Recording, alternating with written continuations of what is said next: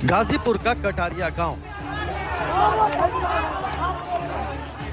16 साल की नाबालिग की मौत, रेप की आशंका और जबरदस्त बवाल।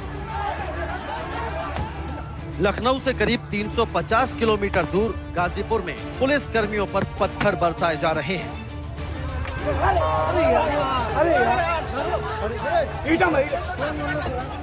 भारी भीड़ के निशाने पर खादी के साथ साथ खाकी भी है। सबसे पहले गाजीपुर से आई इस तस्वीर को देखिए। कुछ पुलिसकर्मी ड्यूटी पर तैनात हैं। सभी के हाथ में लाठी डंडे हैं। कुछ पुलिसकर्मियों ने सिर पर हेलमेट भी पहन रखा है। तभी थोड़ी दूरी से पत्थर फेंका जाता है और वो पत्थर आकर लगता है एक पुलिसकर्मी को।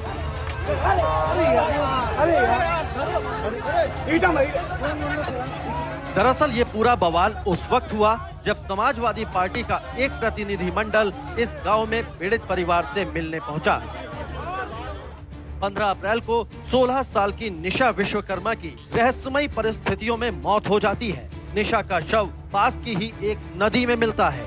निशा के परिजनों ने 2 लोगों के खिलाफ शिकायत दर्ज कराई, लेकिन इसी दौरान नाबालिग से गैंगरेप की आशंका जताई गई और इसी के बाद पूरे इलाके में माहौल खराब हो गया। निशा की मौत और रेप की आशंका की वजह से लोगों का गुस्सा फूटता है। इसी बीच समाजवादी पार्टी का प्रतिनिधिमंडल पीड़ित परिवार से मिलने गांव पहुंचता है, लेकिन तभी ग्रामीणों और सपा प्रतिनिधिमंडल के बीच टकराव के हालात बन गए।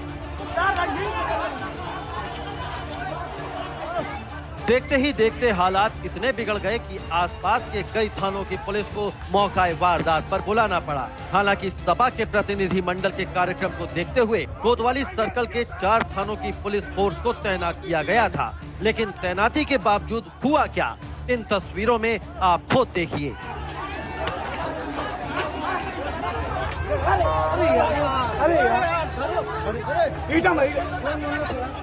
समाजवादी पार्टी की तरफ से चिट्ठी में पहले गैंगरेप की आशंका लिखी गई, जिसे फिर नकारा गया। पुलिस का कहना है कि डेलीगेशन ने पहले रेप की आशंका लिखकर गलती की और बाद में माहौल खराब करने की कोशिश की गई। समाजवादी पार्टी का एक डेलीगेशन था।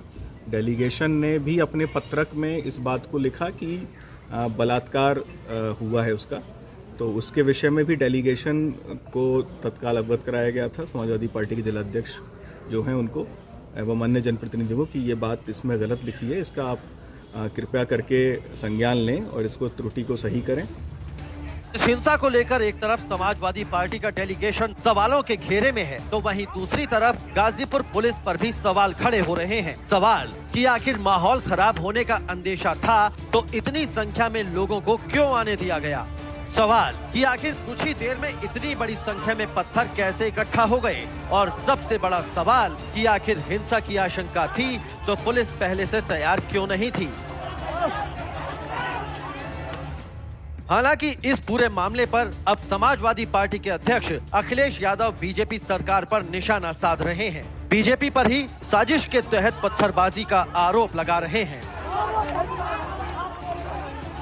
बीजेपी और पुलिस ने मिलकर के हमारे राम आसे विश्वकर्मा जी और तमाम समाजवादियों के साथ अपमान और अपमानित किया। अपमानित ही नहीं बल्कि बीजेपी के लोगों से पुलिस ने मिलकर के पत्थर चलवाए। क्या कोई कल्पना कर सकता है कि पुलिस और बीजेपी मिलकर के पत्थर चलाएगी? एक तरफ अखिलेश यादव बीजेपी पर साजिश का आरोप लगा रहे हैं, तो वहीं इस पूरे मामले को जातीय संघर्ष के तौर पर पेश किया जा रहा है। पुलिस ने जिस आरोपी को गिरफ्तार किया है उसका नाम हरिओम पांडे है, जिसके बाद इस पूरे मामले को अपराध के तौर पर कम और जाति के सियासी चश्मे से देखने और दिखाने की कोशिश की जा रही है। बलात्कार और गैंगरेप की बात, और इसको 2 जातीय संघर्ष बनाने की कोशिश की और विभिन्न जातियों से इसको जोड़ा गया। जिस कृत्य को हम लोगों ने नोट किया और इसको गंभीरता से लेते हुए उन लोगों के विरुद्ध कार्रवाई भी की थी। सोशल मीडिया हैंडल्स के विरुद्ध किसी भी प्रकार का यौनाचार नहीं हुआ है। डूबने से मृत्यु होना पोस्टमार्टम रिपोर्ट में आया है। तो इस तरह के भ्रामक तथ्य लगातार प्रसारित किए जा रहे थे कुछ लोगों के द्वारा। शुरुआती जांच में नाबालिग से रेप के कोई सबूत नहीं मिले हैं, लेकिन पहले रेप को लेकर अफवाह और फिर सपा डेलीगेशन की चिट्ठी में रेप की आशंका से गाजीपुर में अब भी तनाव है। पुलिस एक तरफ हालात को काबू करने की कोशिश में जुटी है, तो वहीं दूसरी तरफ निशा की मौत की पहेली को भी सुलझा रही है।